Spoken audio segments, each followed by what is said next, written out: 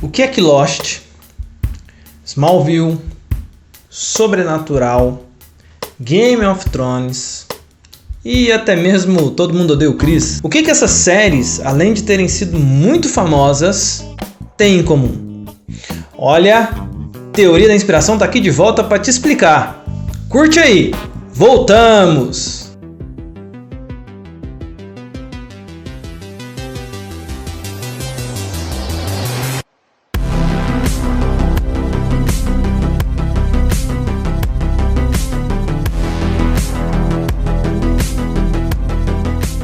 Esse é o Teoria da Inspiração, estamos de volta, coisa boa, tenho certeza que você estava com saudade do Teoria da Inspiração. Nós ficamos aí um mês quase sem lançar vídeos novos, mas estamos aqui de volta com novidades, inclusive o Teoria da Inspiração com 2K, chegamos a 2K depois de muito tentar, chegamos em 2K e a nossa próxima meta é chegar agora em 5K, nós vamos chegando devagarzinho.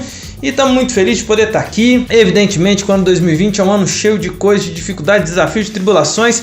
E também não é diferente para nós. Às vezes nós temos dificuldades, até mesmo porque tem poucos filmes lançando, mas a gente está de volta aí. Tem Disney Plus, tem Amazon, tem Netflix, tem filmes, cinemas que já estão abertos e a gente está de volta para falar aqui dessa mistura de filosofia, teologia, cultura pop e o vídeo que você tanto gosta, os vídeos que você tanto gosta aqui no Teoria da Inspiração. E para isso eu te peço, curte esse canal, não se esqueça de curtir, se inscreve nesse canal, compartilha no WhatsApp, compartilha com a vovó, com a titia, compartilha com a galera da UPA, da UMP, compartilha com a galera aí que você conhece da faculdade, compartilha Teoria da Inspiração. E hoje nós temos aqui como pauta aqui para falar da Teoria da Inspiração uma temática um pouco diferente, não tanto falando de um filme, mas falando dessas séries aí que eu usei de exemplo, porque esses dias atrás eu estava assistindo o final da série Sobrenatural. E desde antes do final da série Sobrenatural, eu tenho algumas observações, eu já estava com essa expectativa, porque eu também acompanhei outras séries. Eu acompanhei Game of Thrones, eu acompanhei Lost, eu acompanhei Smallville. Me lembra aqui também de um final de série que tem a ver com o que eu estou querendo colocar para vocês aqui, que foi o final da série Todo Mundo Odeia o Chris.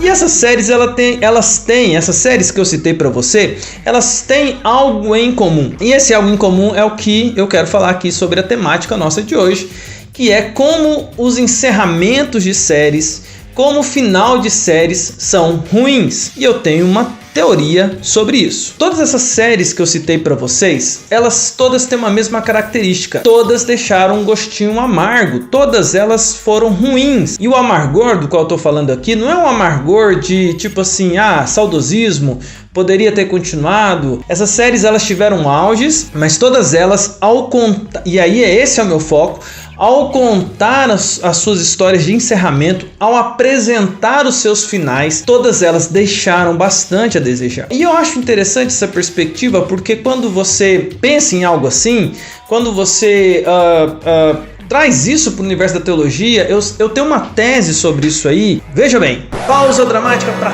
tese alexandrina aí. Deus não colocou no coração do ser humano essa capacidade de entender finais ou de conseguir finalizar de uma maneira satisfatória. Se você pegar essas histórias, essas sagas, essas grandes séries que contam histórias, justamente nessa parte, que é a parte da conclusão, eles têm dificuldade. Porque, para mim, o ser humano, ele não consegue, ele não tem no coração, não é ontológico dele. Deus não compartilhou com ele essa capacidade de finalizar histórias, porque toda vez que ele tenta finalizar uma história, ele vai ter grandes dificuldades, e essa grande dificuldade está numa incapacidade do ser humano de entender o fim das coisas. E isso para mim é teoria da inspiração, porque eu sempre quando eu vou assistir um final de série, eu tenho certeza que vai ser frustrante. Por quê? Porque o coração do ser humano, ele está, eu diria assim, ontologicamente reservado e na expectativa de um grande final. E esse grande final, esse anseio só vai ser satisfeito no final que foi preparado por Deus, que está em Cristo Jesus, o grande final da história, né? Que é a volta de Cristo, que é o fim de todas as coisas, que é a conclusão dessa história, que também tem ali o início do novo céu e da nova terra. Mas é interessante quando você vai para as histórias contadas, e esse é o link que eu tô fazendo. É interessante, porque toda vez que vai falar de final, eles têm dificuldade. O conceber o final é algo extremamente difícil. O conceber um final que seja digno é extremamente difícil. E além disso, o coração do ser humano, quando se fala de finais, é muito difícil você conseguir preencher essas lacunas do que é uma história no seu final.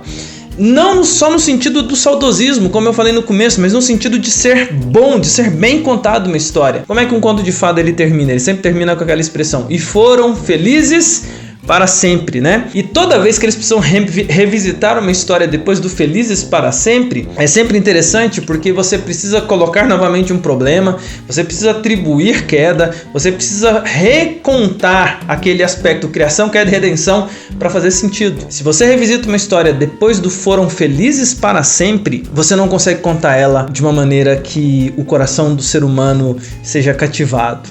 Porque contar finais é uma coisa, e o que acontece a partir do final, a sequência do final, o pós-final, é uma coisa que Deus reservou para si. A Escritura fala sobre isso, né? Que não penetrou em coração humano o que Deus tem preparado para os seus. Para mim, apenas alguns conseguem pincelar alguma coisa nesse sentido de maneira muito bonita. E eu cito dois autores que são referência para muitos escritores modernos, que são o Tolkien e o C.S. Lewis. O Tolkien, nos seus escritos, quando cita ali, especialmente da fantasia O Senhor dos Anéis, quando Tolkien cita sobre isso, ele fala de atravessar o mar, e você vê isso no final da saga do Senhor dos Anéis, quando eles vão atravessando o mar, e essa é a perspectiva de Tolkien, quando ele então sempre descreve os seus finais, quando ele conclui os seus finais para aquilo que está para além, deixando aquela perspectiva de que tem mais coisa, que o final, o felizes para sempre não consegue preencher o que é um final. Então ele sempre destaca os seus personagens indo para o mar, como um símbolo de que a aventura terminou, mas que eles estão indo para um novo aspecto, uma nova camada da existência. É muito legal nesse sentido. Já C.S. Lewis, ele fala nos seus escritos ali do Imperador de Além-Mar, no encontro que eles têm com o Imperador de Além-Mar, e entre o que ele fala lá, para não entrar aqui em spoilers, eu desafio você a ler A Última Batalha, e a gente depois vai comentar sobre as Crônicas de Nárnia aqui em algum momento aqui desse canal, mas ele fala assim que agora eles estavam partindo para a verdadeira aventura, onde cada capítulo é melhor do que o anterior, que realmente esse era um final no qual eles seriam felizes e cada vez mais felizes para sempre, e aonde eles se encontrariam ali com a verdadeira Nárnia. Todas as leituras que eu fiz sobre finais, C.S. Lewis é o que melhor aborda quando ele coloca essa frase que eu acabei de citar aqui, né? Meus amigos, isso para mim é descrever um final.